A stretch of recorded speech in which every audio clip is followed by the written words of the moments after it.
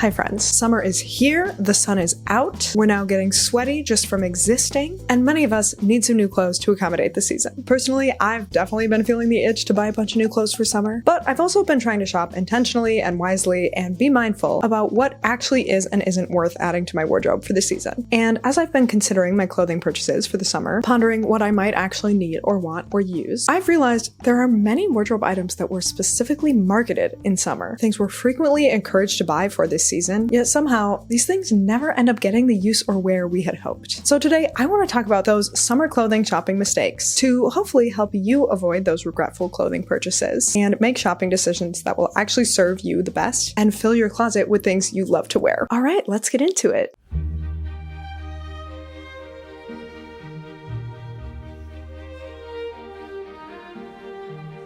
Firstly, we have something that actually isn't exactly clothing, but it is something you wear. I'm talking about swimsuits. Specifically, any new swimsuit that you don't like as much as or more than one you already own. I feel like I've made this mistake so many times. Not that I buy a ton of swimsuits, but over the years I have definitely repeatedly been like, I should get a new swimsuit for this summer. And then I get one and then I just keep wearing an old one that I already had because I actually like that one better. I will say this is somewhat climate/lifestyle specific. Like if you're at the pool or beach multiple times a week or more, maybe you need a whole collection. But I think a lot of us, including myself, typically, realistically, only swim a handful of times throughout the summer, which means you really don't need a whole collection of swimsuits. You're probably just going to use your favorite swimsuit every time. Some swimsuits can be tied for favorites. If you have a few that you love, you'll probably rotate between them. But because swimsuits just tend to require less wear overall, I just think their standards should be higher. So for me, I have to love a swimsuit as much as the ones I already have or more. Otherwise, I'll just avoid wearing it. Personally, I own 3 swimsuits, which I've acquired over the past handful of years. I love them all, and I do not need any more, especially not any that are less appealing to me than the ones I already have and already know I love. If you have a hard time knowing if a new swimsuit will be as favored or as loved as one you already have, the best tip I have is just to look at your favorite swimsuit you already have and take note of why you love it. Is it the color, the pattern, the cut, or the way it fits? For me, all of those factors play a pretty significant role, and having now taken stock of them, I know the cuts, colors, patterns, styles that I really like in a swimsuit, and I just won't really bother with suits that don't have those qualities. You can also definitely try swimsuits on in stores, obviously with your underwear on, or even if you buy online, you can try with your underwear on and return it if it doesn't work out for you. Swimsuits can be one of the most fraught items in our wardrobes, I feel like, and so sometimes you really need to try it on to fully know how you feel, if it's working for you, and compare that feeling to the feeling of wearing your favorite suit that you already have. If it doesn't feel as good, don't bother. All right, the next item I very often regret buying is pieces that are in colors that feel seasonally appropriate, but just don't feel like me. Every season has its associated colors, right? Fall is dark jewel tones, spring is pastels, etc. Summer tends to be warm, bright colors. And every year, when a new season rolls around, be it fall, winter, spring, or summer, there are suddenly all these clothes in stores and all this marketing and all these subtle influences that sneak into your psyche and make you suddenly think, do I need some juicy orange citrus clothing for summer? Because the colors always have a fun seasonal name to be more appealing, despite the fact that the rest of the year, you never wear orange and you never even think about wearing orange. I do think a lot of people enjoy dressing more in certain colors during certain seasons. I don't necessarily think all seasonal colors are regretful clothing purchases, but if it's a color you're never drawn to in any other season, or a color you've never really been drawn to before, even in summers past, but then all of a sudden for summer 2025, you feel like you should have some, it might end up just sitting in your closet. I think the best way to avoid this sort of regretful seasonal purchase is, when you're drawn to a seasonal color that you wouldn't normally wear, ask yourself if you can actually think of 3 to 5 ways you can style this piece and this color in your closet that you would actually want to wear. Honestly, that's a good rule of thumb for any new purchase, but I feel like it's helpful to contextualize colors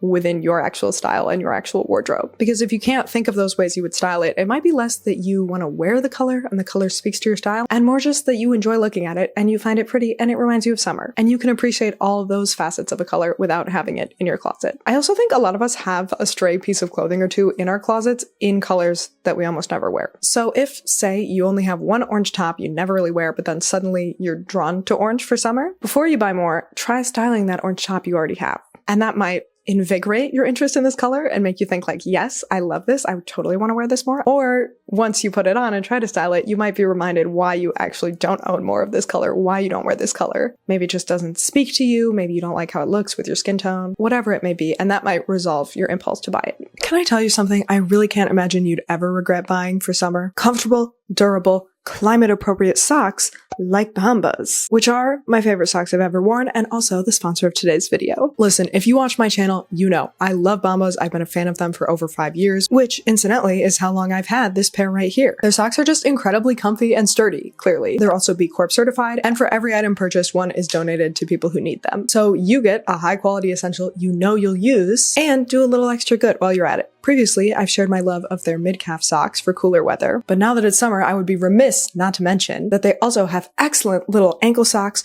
quarter socks, and thinner, more lightweight socks like these, all of which are great to serve your summer sock needs with sneakers, loafers, or even a socks and sandals moment. And they now offer international shipping. If you're in the market to refresh your sock drawer, I cannot recommend Bombas enough. So click my link below or scan this QR code and use code BEEPWORLD at checkout and get 20% off your first purchase. All right, the next summer clothing you will probably regret buying is clothing that makes sense for a hypothetical summer lifestyle, but not your summer lifestyle. Things for a fantasy summer activity that you don't actually do. The items that come to mind for me in this category specifically are beach bags and beach cover-ups. These both seem so appealing for summer because it sounds so idyllic to go to the beach all the time with your little woven bag and wear your cover-up and just lounge by the water. But I don't live near any beaches. And even when I did, I didn't go very often. The beach generally is more of a summer fantasy for me than a real part of my everyday life. Like I might make it to the beach a couple times in the summer, 2 or 3 days, but not really enough that I need dedicated clothing and a dedicated bag for that activity when a lot of other things I have would work perfectly fine. For you, it may also be stuff for the beach, or it might be something totally different. Maybe you're really drawn to buy like cute nightlife clothes for a summer night out, but you actually almost never have summer nights out. Maybe it's clothing for the summer hiking that you always dream of but never end up doing. Whatever it may be, I think we can all fall into this mistake sometimes, because when you know something is seasonally appropriate and practical for some summer activity, it's easier to forget that it may not actually be practical for your summer activities and your lifestyle in the summertime. I think the best way to avoid this mistake is just when shopping for summer clothes, instead of dreaming of hypothetical summer activities you could do in them, try to think about what you actually do on a day-to-day basis in summer, or summer plans you already have or are actively making. And ideally, the new clothes should work for repeated various plans throughout the summer, rather than just one activity one time. That brings me to my next regretful summer clothing purchase, something you buy for one specific occasion but can't see yourself wearing outside of that. This feels especially relevant to summer because I feel like so many of us have so many more occasions to go to in the summer. There's always a wedding or a vacation or a rehearsal dinner or a baby shower or something going on that you need specific attire for. In these situations, I usually just try to wear something I already have. I'm lucky to have a pretty large wardrobe full of things I love to wear, so I don't often feel the need to buy something new for an event. However, if I do need to buy something, I try to go for something that,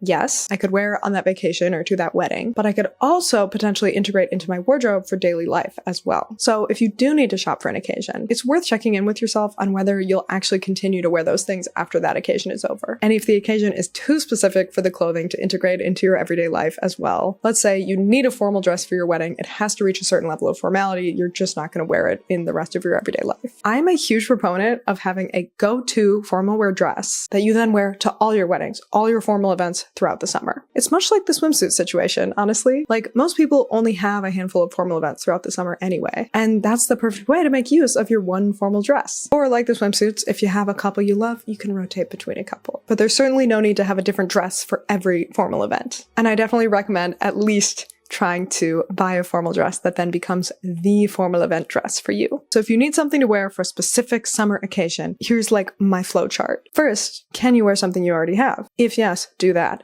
If no, next question, can you buy something that will also integrate into your everyday wardrobe? If yes, do that. If no, then buy something you can repeat across multiple special occasions. Also, if you watch my channel, you know I'm a huge proponent of thrifting in general, but especially for those special occasions and especially for formal wear. Because formal wear is also really expensive new, especially for something you might only end up having to wear once, or maybe you wear to a couple different events. Either way, highly recommend looking secondhand to get a much better price for nice things you'll rarely wear. Our next summer clothing purchase you'll probably regret buying is summer clothing that doesn't make sense for your summer climate. So like maybe you want to get this cute tiny halter crop top for the summer vibes. It's the perfect summer top in certain places, but realistically you live in Norway, for example, and it actually doesn't really get hot enough in your climate to get much wear out of that type of piece. I don't know if that's accurate to Norway. I just know it's cold there. Norwegians, sound off in the comments. Or maybe you really want this gorgeous long sleeve crocheted dress for summer, but you live in Southern California and the only season you could really wear that piece is winter, but the colors and style are something you'd only want to wear for summer. This is similar to the item that's not for your summer lifestyle or only for a specific occasion, but I wanted to speak about temperature specifically because sometimes I find myself so drawn in by the aesthetic of a piece. I just think it's so cute and special and it would look so cute for summer and it's the perfect summer piece, but not actually necessarily for the temperature of summer where I am. It's like my imaginary version of summer that's somewhere else. That's actually a little hotter or a little cooler than what I experience. And yes, of course, you could just wear those pieces like in a different season that are better suited to it, you know? But we're talking specifically about trying to shop for summer. When you're in need of clothes for your summer climate, new clothes you can't wear till fall aren't actually really gonna help. The solution to this one is pretty simple. You know your climate, where you live, probably. Just do your best to keep it in mind while you're shopping and be realistic with yourself. I also try not to just think about whether I might get the opportunity to wear this piece on like 1 or 2 summer days when the weather is just right. I instead try to think, okay, could I realistically wear this on any given day, on the average summer day, rather than having to wait for the perfect occasion? And I try to only buy things for the season that meet that standard. All right, the next clothing item I think you will regret buying for summer is anything that requires an added step or an additional specific garment, undergarment, whatever it may be, to be wearable. This applies to all seasons, but I'm thinking of it specifically in summer because there are so many summer clothes that you cannot wear with a regular bra without the bra being super visible. And for the record, I think it's fine if your bra is visible. There's nothing shameful about that, but sometimes it just interferes with the look that you're going for. And I know so many people just can't or won't wear certain pieces because they don't work with the bra. I have sort of the opposite problem. I typically don't wear bras, so a lot of clothing where a bra would be visible works totally fine for me. But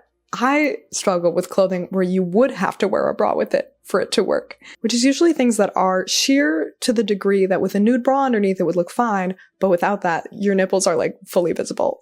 For the record, I'm also pro freeing the nipple, but you know, we live in a society, we don't all want our nipple to be visible all the time. And so with clothes where that's the case, I'm not going to end up wearing that clothing. I do have these like suction-y boob covers that work incredibly well and they're comfortable. Obviously, this is not sponsored by them, but would recommend. But they work mainly with fitted tops. But if it's like a loose flowy top that's a little sheer, or even just like too sheer for nipple covers to work like it's a fully transparent garment, it's just not happening for me. I'm not going to wear it. My solution here is really just to keep this in mind while shopping. What undergarments do you typically wear? If you're willing to deviate from that, how much are you willing to deviate? What's actually still comfortable and wearable for you and what isn't? And does this piece you're considering buying work within what you find comfortable and wearable with your undergarments or lack thereof? And if it doesn't work, and you'd have to do all this extra stuff or wear this whole extra thing or put in this extra effort just to wear this piece, it's probably a pass. Finally, I could not finish out this video without talking about this one. I always end up regretting clothing that looks super cute for summer, but feels hot or sweaty or stifling. And in this case, I am thinking specifically about summer clothing in materials that are not necessarily summer appropriate. I'm always talking about fabric content on this channel. I'm sure you all are absolutely sick of it by now, but it's just so relevant to this video, I couldn't leave it out. I always regret buying summer clothing in polyester or synthetic materials because I always end up being less comfortable, more sweaty, more like sticky and stifled. I just can't do it. A few months ago, I made a more general clothing you'll always regret buying video. And in that one, I did also mention that I tend to avoid synthetics because they tend to make me sweatier and smellier and are just more irritating on the skin. But obviously, this is especially relevant in summer, so I had to repeat it here. And I would also like to extend this to anything that makes you hotter and sweatier than it needs to. For me, that tends to be synthetics, even in thin tank tops. But it can also be a natural fiber, like wool. I know some things can be made of wool and keep you cool. It can be temperature regulating, but a lot of wool clothes are too hot for summer. A lot of cotton clothes are great for summer, like this top I'm wearing right now. But if it's like too thick and too covering, even if it's cotton, it might still make me a little hotter and sweatier than I need to be. My solution here is, of course, what I always say, which is just to look at the clothes in your closet and take note of your favorites to wear and your least favorites to wear, specifically in summer, and then see what those qualities are that they share. It might be the fiber makeup, it might be the thinness of the fabric, it might be the level of coverage or the level of skin exposed, whatever it may be. Take a look at those fabrics, fibers, thicknesses, styles, etc.